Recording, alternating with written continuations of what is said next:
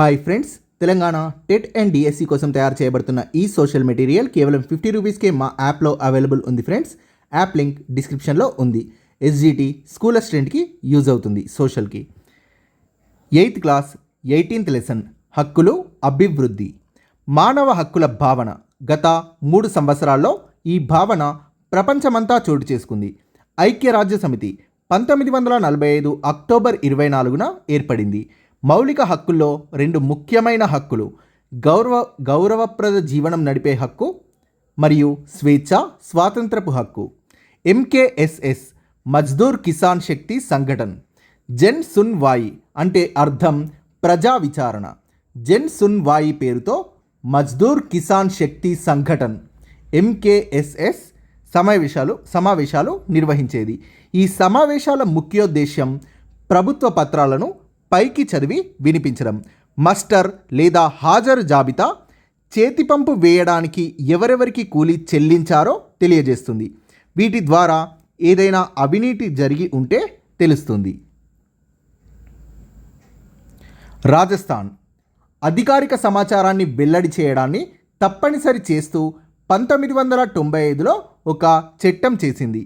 సమాచార హక్కు చట్టం 2005 జాతీయ స్థాయిలో పార్లమెంట్ చేసిన చట్టం ఇది. ప్రస్తుతం సమాచార హక్కుని రాజ్యాంగం 2 ప్రాథమిక హక్కుల కింద భావ ప్రకటన స్వేచ్ఛ, జీవించే హక్కుగా గుర్తిస్తున్నారు. అపిలేట్ అధికారి సమాచార అధికారి పైన ఉండే అధికారి. గోపాలకృష్ణ గోఖలే మితవాద జాతీయ నాయకుడు. 1911లో పిల్లలందరికీ ఉచిత నిర్బంధ విద్య పొందే విధంగా చట్టం చేయమని బ్రిటిష్ ప్రభుత్వాన్ని కోరాడు. 1993 సంవత్సరంలో స్వేచ్ఛ, ఆర్థిక అభివృద్ధికి సంబంధించిన 2 రకాల హక్కులు ముఖ్యం అని అన్ని దేశాలు అంగీకరించాయి. అయితే 1945లో ఐక్యరాజ్య సమితి ఏర్పడ్డప్పుడు ఈ 2 రకాల హక్కుల్ని ప్రాథమిక హక్కులుగా పరిగణించాయి. 1993లో ఈ 2 రకాల హక్కులు ముఖ్యమని అన్ని దేశాలు అంగీకరించాయి. 86వ రాజ్యాంగ సవరణ 2002లో విద్యను ప్రాథమిక హక్కుగా చేసింది. విద్యా హక్కు చట్టం 2009 ఏప్రిల్ 1, 2010 నుండి అమల్లోకి వచ్చింది. 6 నుండి 14 సంవత్సరాల మధ్య పిల్లలందరికీ ఉచిత విద్యను పొందే హక్కు ఉందని తెలియజేస్తుంది. సో ఈ చట్టం గురించి చివర్లో ఇచ్చాను. గత 300 సంవత్సరాల్లో మానవ హక్కులు అనే భావన ప్రపంచమంతటా చోటు చేసుకుంది. మానవులందరికీ కొన్ని మౌలిక హక్కులు ఉన్నాయి. ఈ హక్కుల్లో 2 చాలా ముఖ్యమైనవి. 1 గౌరవప్రద జీవనం గడిపే హక్కు, 2 స్వేచ్ఛా స్వాతంత్రపు హక్కు. జీవించే హక్కు అంటే మానవ గౌరవానికి భంగం కలగకుండా జీవించే హక్కు. స్వేచ్ఛ స్వాతంత్రపు హక్కు అంటే తమకు నచ్చినది ఇతరుల స్వేచ్ఛకు భంగం కలిగించకుండా తమకు నచ్చినది ఎలాంటి భయం లేకుండా మాట్లాడటం, నమ్మటం, చేయటం, తాము ఎంచుకున్న విధంగా జీవించడం. 1945లో ఐక్యరాజ్య సమితి ఏర్పడ్డప్పుడు స్వేచ్ఛ, ఆర్థిక అభివృద్ధికి సంబంధించిన హక్కులు మానవులందరి ప్రాథమిక హక్కులుగా పరిగణించారు. చాలా దేశాలు స్వేచ్ఛకు సంబంధించిన హక్కులకు హామీ ఇవ్వడానికి సిద్ధంగా ఉన్నా ఆర్థిక సంక్షేమానికి సంబంధించి ఉపాధి, న్యాయబద్ధమైన కూలీ, అందుబాటులో విద్య, ఆరోగ్య సేవలు, వసతి, ఆహారం వంటివి హక్కులుగా ఇవ్వడానికి సిద్ధంగా లేవు. అయితే 1993లో ఈ 2 రకాల హక్కులు ముఖ్యం అని అన్ని దేశాలు అంగీకరించాయి. దేశంలో ఉంటున్న ప్రజలందరికీ ఆహారం, విద్య, వైద్య సేవలు, వసతి, ఉపాధి వంటి వాటిని అందించే బాధ్యత ప్రభుత్వానికి ఉంది. ఒకవేళ అవి అందకపోతే ప్రజలు కోర్టుకి వెళ్ళి తమ హక్కులు పొందేలా చేయొచ్చు. గత కొద్ది సంవత్సరాలుగా భారత ప్రభుత్వం వీటికి సంబంధించి అనేక చట్టాలు చేసింది. ఈ చట్టాలు సమాచార హక్కు, ఉపాధి, పాఠశాల విద్యకు సంబంధించినవి. అందరికీ ఆహార హక్కును ఇచ్చే చట్టం రూపుదిద్దుకునే క్రమంలో ఉంది. పేదరికం నిర్మూలన కోసం రూపొందించిన కార్యక్రమాలు సాధారణంగా పేదలకు చేరకుండా నిధులు మళ్లింపబడుతున్నాయి. దీనికి ప్రధాన కారణం అవినీతి. ప్రభుత్వ కార్యక్రమాల గురించి, అవి అమలయ్యే తీరు గురించి ప్రజలకు సరైన సమాచారం లేకపోవడం అవినీతి ప్రబలడానికి ప్రధాన కారణం. రాజస్థాన్లో కొంతమంది మజ్దూర్ కిసాన్ శక్తి సంఘటన పేరుతో ఎంకేఎస్ఎస్ మజ్దూర్ కిసాన్ శక్తి సంఘటన్ పేరుతో సంఘటితమై పనికి ఆహార పథకం, ప్రభుత్వం, స్థానిక సంస్థలు చేసే ఖర్చుల గురించి సమాచారాన్ని అడగసాగారు. ప్రభుత్వం నుండి ప్రజలు సమాచారం పొందడానికి ఎలాంటి చట్టబద్ధ హక్కు లేదు. మొదట్లో కొందరు అధికారుల సాయంతో సంబంధిత పత్రాల్ని సేకరించి బహిరంగ సమావేశాల్లో ప్రజలు వీటిని తనిఖీ చేయడం మొదలుపెట్టారు. కొంతకాలం తర్వాత అధికారులు ఈ వివరాలు ఇవ్వడానికి నిరాకరించారు. ఫలితంగా ఈ విషయమై 3 సంవత్సరాల పాటు ప్రదర్శనలు, ఊరేగింపులతో ఉద్యమించారు. ఎన్నో సంవత్సరాల పోరాటం తర్వాత అధికారిక సమాచారాన్ని వెల్లడి చేయడం తప్పనిసరి చేస్తూ 1995లో రాజస్థాన్లో ఒక చట్టం చేశారు. ఆ తర్వాత అనేక రాష్ట్రాలు ఇలాంటి చట్టాల్ని చేశాయి. జాతీయ స్థాయిలో పార్లమెంట్ 2005లో సమాచార హక్కు చట్టం చేసింది. ప్రస్తుతం సమాచార హక్కుని రాజ్యాంగం 2 ప్రాథమిక హక్కులైన భావ ప్రకటన స్వేచ్ఛ మరియు జీవించే హక్కుగా గుర్తిస్తున్నారు. సమాచార హక్కు చట్టంలోని అంశాలు. ఈ చట్టం ప్రకారం ఏ వ్యక్తి అయినా ప్రభుత్వ ఆదేశాలు, నివేదికలు, సలహాలు, లాగ్ పుస్తకాలు, నియమ నిబంధనలు, హాజరు పట్టికలు, ఉత్తరాలు వంటివి పొందవచ్చు. ఈ సమాచారం కావాలనుకుంటున్న వ్యక్తి ఆ పత్రాల నకలు తయారు చేయడానికయ్యే ఖర్చు కోసం కొద్ది మొత్తం చెల్లించాల్సి రావచ్చు. అయితే ఈ సమాచారం కోరుకుంటున్న వ్యక్తి దారిద్ర్య రేఖకు దిగువన ఉన్నట్లయితే ఈ మొత్తాన్ని చెల్లించాల్సిన అవసరం లేదు.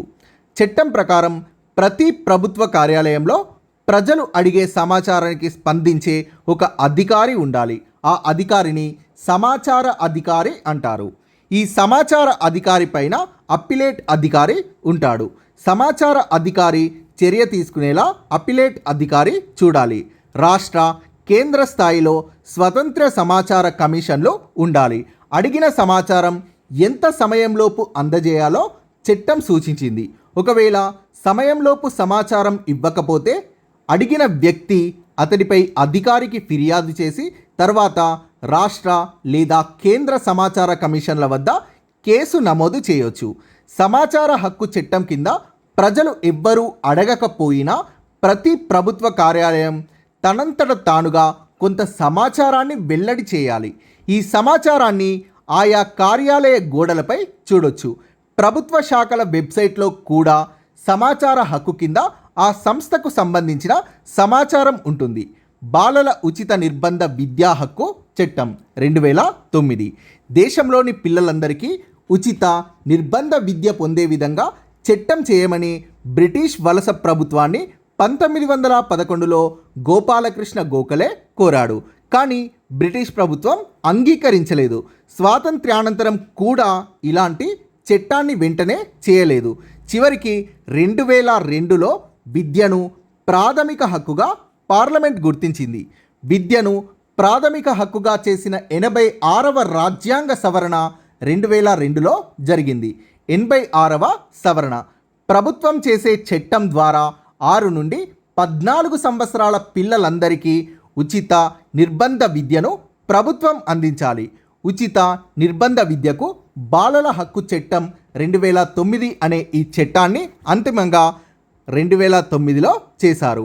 6 నుండి 14 సంవత్సరాల మధ్య పిల్లలందరికీ ఉచిత నిర్బంధ విద్యను పొందే హక్కు ఉందని విద్యా హక్కు చట్టం తెలియజేస్తుంది. పిల్లల పరిసర ప్రాంతాల్లో తగినన్ని పాఠశాలలు నిర్మించడం, సరైన అర్హతలున్న టీచర్లను నియమించడం, అవసరమైన సౌకర్యాలన్నింటినీ కల్పించడం వంటి పనుల్ని ప్రభుత్వం చేయాలి. విద్య పిల్లల సర్వతోముఖాభివృద్ధికి దోహదపడాలని, చదువు పిల్లలను కేంద్రంగా చేసుకొని కృత్యాల ద్వారా అన్వేషణ, పరిశోధన, ఆవిష్కరణ పద్ధతుల ద్వారా సాగాలని ఈ చట్టం చెబుతోంది. పిల్లలు మాతృభాషలో చదువు నేర్చుకోవాలని, వాళ్ళు భయం, విచారం, ఆందోళనలు లేకుండా తమ అభిప్రాయాలను స్వేచ్ఛగా వ్యక్తపరచాలని కూడా చట్టం చెబుతోంది. పరిసర ప్రాంతాల్లో పాఠశాలలు అందుబాటులో లేకపోయినా, పాఠశాలల్లో బోధనకు తగినంత మంది టీచర్లు లేకపోయినా, బోధన, అభ్యసన పరికరాలు తగినన్ని అందుబాటులో లేకపోయినా, పిల్లలను కొట్టినా, భయభ్రాంతుల్ని చేసినా, అలాంటి సందర్భాల్లో అధికారులపై పిల్లలు లేదా పెద్దవాళ్ళు ఫిర్యాదు చేయొచ్చని ఈ చట్టం తెలియజేస్తుంది.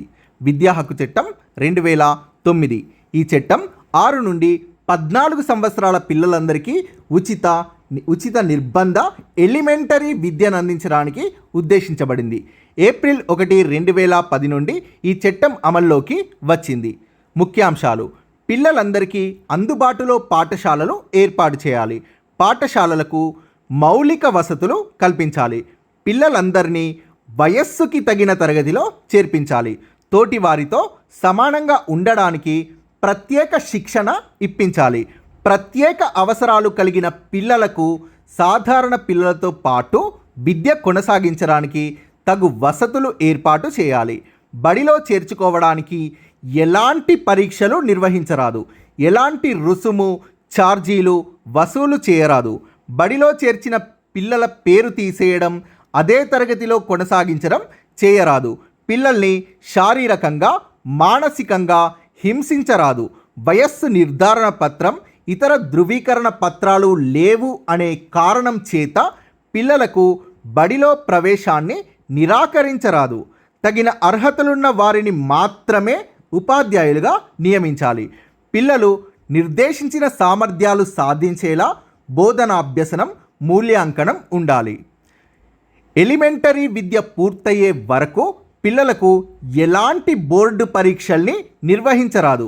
14 సంవత్సరాలు పూర్తయినప్పటికీ ఎలిమెంటరీ విద్య పూర్తయ్యే వరకు పాఠశాలలో పిల్లలు కొనసాగవచ్చు. బలహీన వర్గాలకు, ప్రతికూల పరిస్థితుల్ని ఎదుర్కొంటున్న బృందాలకు చెందిన పిల్లలు ఏ విధమైన వివక్షతకు గురి కాకుండా చూడాలి. రాజ్యాంగంలో పొందుపరిచిన విలువలకు అనుగుణంగా విద్యార్థుల్ని భయం, ఆందోళనకు గురి చేయని రీతిలో వారి సర్వతోముఖాభివృద్ధికి తోడ్పడే పాఠ్య ప్రణాళిక, మూల్యాంకన విధానాల్ని రూపొందించాలి. Thank you friends. Please subscribe this channel.